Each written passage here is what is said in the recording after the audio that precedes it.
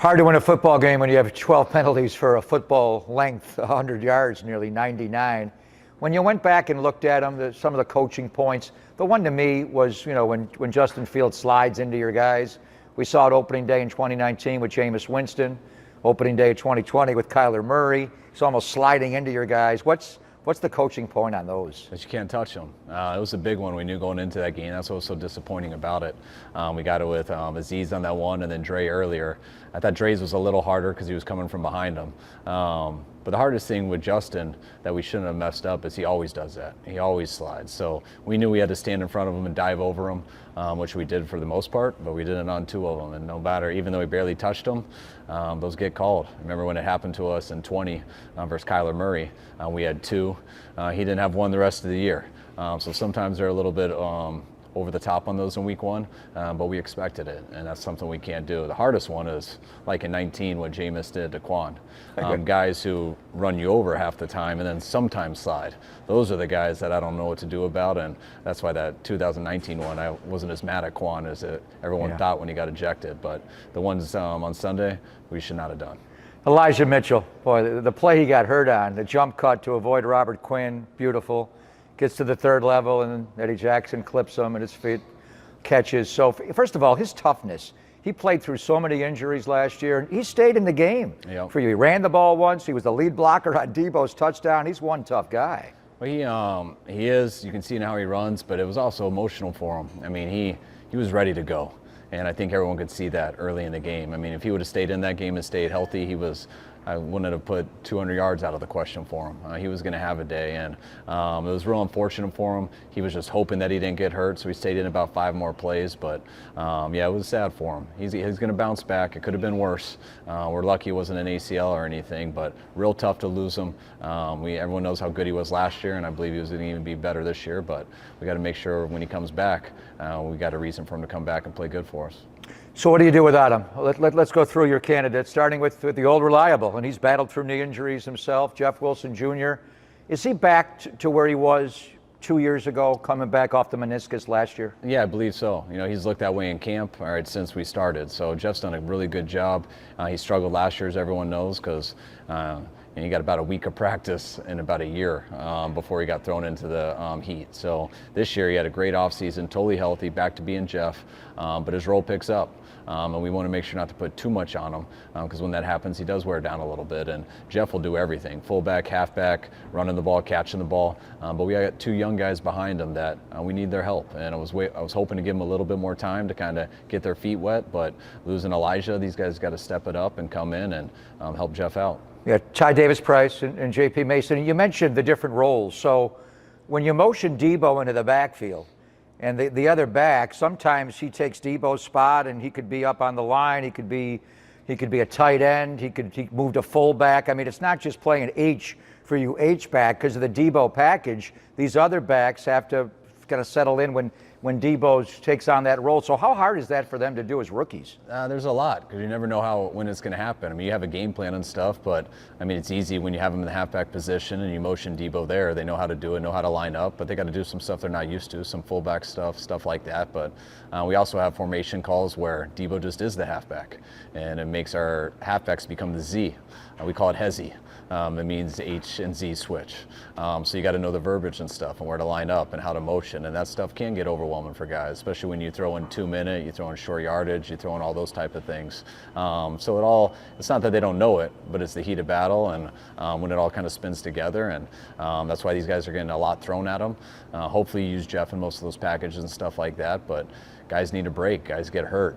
You call a play, you don't always know who's in, and those guys got to be ready to go.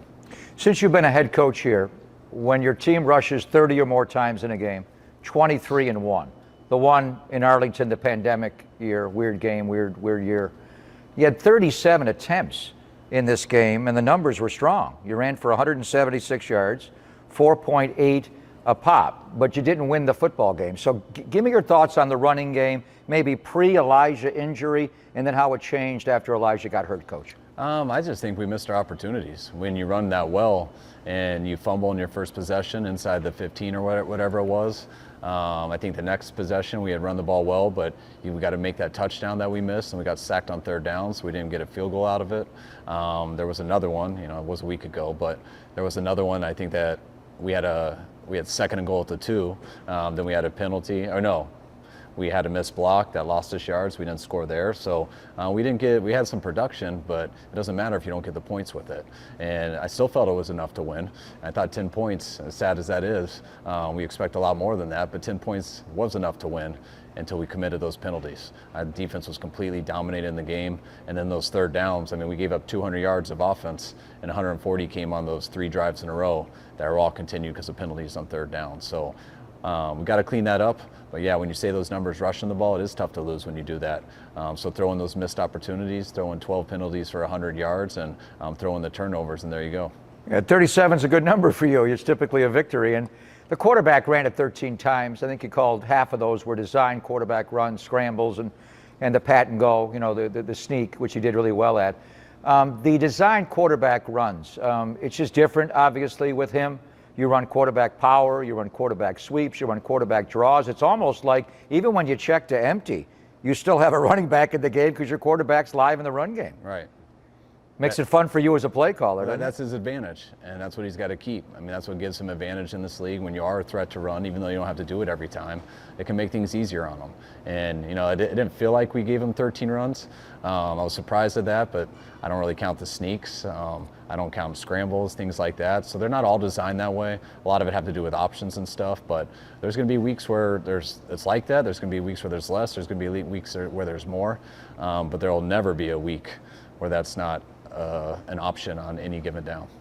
13 runs in the game, 13 completions as well on 28 attempts. Obviously, sub 50% is not great, but it was gnarly conditions. He threw for 164 yards, the interception to Eddie Jackson. As you evaluate him as a quarterback outside of the runs, what did you see from his performance? Outside of the runs, I thought he had real good command. I think when we got down those 2 scores and that monsoon kind of hit, whoever was up at that time was winning that game. I thought that got a little bit ridiculous. It was very similar to how our Indy game was last year, which was fun. It was deja vu because I'd been watching that game all week because the head coach, Eberflus, was at Indy for that game, so he was the D coordinator. So it was very similar to that game, which you go back and look at our passing stats on that game, and it was pretty rough too.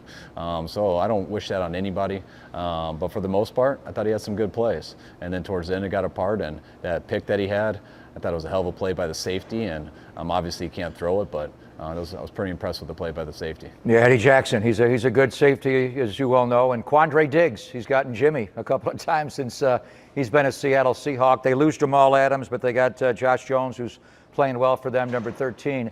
But just tell me overall, it's Seattle week, so we're used to some principles with them, but Seattle's defense looks entirely different to me. Forever, Pete was a 4-3 front and a cover 3 behind. Now he's got guys standing up. He's playing split safeties deep. It's a 34 front. Is the shell of it similar, or is it dramatically different to you? They still have the same D-line style. Their D-line coach has done a real good job. He's been there for a while, and he's the one calling the plays and stuff. So the style of the D-line, where they got 5 guys there, whether they call them a backer or not, that's very similar to what they've always done. But turning it over to really a different scheme as a whole, which comes from the Vic Fangio system. It's what the Rams do. It's what Green Bay does. It's what Denver does. I think it's on 8 of our schedules. 8 of our games this year on the schedule, and it's kind of the flavor of the NFL to where it's all very similar. And they went to that style this year. They're kind of mixing their own little, their own style with it, but it comes from that whole philosophy, and it's definitely some deeper safeties and things like that. But I'm glad Bobby Wagner's not in the middle anymore. Unfortunately, we're still going to see him twice, just now with Seattle. Yeah, it's a little bit different without having Bobby Wagner as their signal caller on defense. How about offense? Not having Russell Wilson there, and Geno played great last game, but it's just weird. How does it change not having to worry about, and Gino ran well effectively at times, but Right. it's not quite like Russell Wilson, obviously. Not yet. I mean, there's only one game, so I'm not trying to go too much off of it. But I mean, I was just like probably all the fans watching that game and seeing it on. It was weird to see a game in Seattle with Russell there and on the other team. I was real impressed with how Gino played in that game. I thought he was unbelievable, especially to start. He had all the plays that were there, made some off-schedule plays. They got as much speed at receiver as anyone in this league, definitely the most. I think all four of their guys are 4.3 or less. Marquise is obviously the fastest, but there are other guys with DK and Lockett and even Eskridge, they're all 4.3, so they can really run. Their backs can too, so they got a lot of talent there. I heard all off-season people sleeping on them. That wasn't a fluke what they saw. They do have some players, and they got them on defense too, with Diggs the safety, who I think has been one of their better players for the last couple of years. And losing Bobby's a huge deal, but they spent a first-round pick on the guy from Tech, Brooks, a couple of years ago, and he got to play a lot last year. I think he was in top in the league in tackles, and he's a very talented guy also. And then you mentioned the wide receivers, DK Metcalf, they gave him the new deal in the offseason. Tyler Lockett, one of the best in football, and Eskridge, and your guy Marquise Goodwin. Will we see Lockett line up in the slot a lot? And then that would mean, in theory, Samuel Womack III would pick him up. How did he do in his first game? He did good. There's a couple things I want him to do better at, but he did solid. And, I always say you're getting better or worse. You never stay the same. So I expect him to be better this week, and I expect him to be better as it goes. Few rookies got their first action in that game. Sometimes there's a little hesitation with rookies, but he hasn't hesitated much, and that's why he's gotten this opportunity. And I'm glad he got the first one out of the way, and I expect him to keep getting better. The running game, I mean, it's a staple of Pete, obviously. Chris Carson, terrible neck injury, had to retire in the offseason, but Rashad Penny, he was one of the best backs in football the last 5 games of the year. He ran really well on Monday night, and they're going to have Kenneth Walker, the young guy, up. So just talk about, some of the staples of Pete's running game. Oh, they've always just committed to it. And usually when you commit to the run and you have that philosophy, usually good things happen. And both those backs you mentioned, going back to Penny, whenever he came out, we loved him. I've always been a huge fan of his, and he's had some unluck with injuries and stuff, but now when he's been healthy, the way he ended last year, the way he looks now, he can be a problem. So you got to tackle him, you got to get him down, and hopefully you can get that ball out. And when you look at Walker, and he was one of our favorites last year too, coming out of Michigan State. So, I would love to see him not go this week because he's that type of player, but they do got some depth there, and we got to be ready for whoever's up. They had a down year, first one in a decade where they didn't have a winning record. They won 7 games last year, but as you well know, 2 were against the 49ers. Jimmy got knocked out the first game and then go to Seattle. They run the fake punt. You've had a hard time personally beating this team. It's just difficult. So, everybody thinks Rams, they won the Super Bowl, won the division, Arizona made the playoffs and all that. What's the vibe around the building this week playing Seattle again? The same as it always is. You said it. They've had our number. They've beat us a lot more than we beat them. And obviously, we don't like that with anyone. We especially don't like that with people in our division. So I definitely have a lot of respect for their team. I think they're similar to us and how hard they play, how physical they play. When we go against them, there's no surprise in each other. It's never you catch one team sleeping. Both teams are always physical and fighting, and that's why I think it evens out. And usually it comes down to who takes care of the ball better. And I feel like they've done that more often than us, and we got to make sure that we don't have the turnovers that we've had in the past versus them. It's the home opener. It's going to be special. Last year, you had a slow start at home. You lost the opener to Green Bay. Seattle came in, the Indy game. It took you a while to that Rams game on Monday Night Football. Just the thought process of getting off to a better start in the home opener and playing well and getting Levi's lit again. Yeah, I think it's just about how well you play. I don't put any stock into, hey, this is how it was last year, so that's how it is. I think whether we played home or away last year, I know the records might not have been that way, but we weren't as good as we were when we ended up. And my goal this year was to be better right away. We obviously didn't do that last week. We've had a real good week of practice here. I want guys to come out, play cleaner football, and yeah, you want to win all your ones when you have the advantage, especially. And every time that we're in Levi's, I feel we have advantage. So when we have that crowd noise, when we get to play with the cadence and stuff, that helps our D-line, that helps our O-line. We got to play good football, and we got to make sure that we take care of these ones. Well, as we were leaving Soldier Field last week, you can say, well, we'll be home next week. We're not going to have weather like this at all. But here we are in the month of September, the last Sunday in summer, and we may have rain for this game. So going back to the Bears game, Is that the most rain? I mean, the game against Indianapolis was a rough one. The one in Washington a couple of years ago, but the Chicago, especially in the fourth quarter, was insane amount of rain. And then getting ready for this game at home, do you do much with the wet ball drill to get you guys ready with playing with a wet ball? No, we don't do that much with the wet ball. I mean, I will say that fourth quarter was the worst I've ever seen. I'd say Indy last year and the Washington game was the only games I've been in that really have done it for 4 quarters. So I'm hoping to have better luck this week.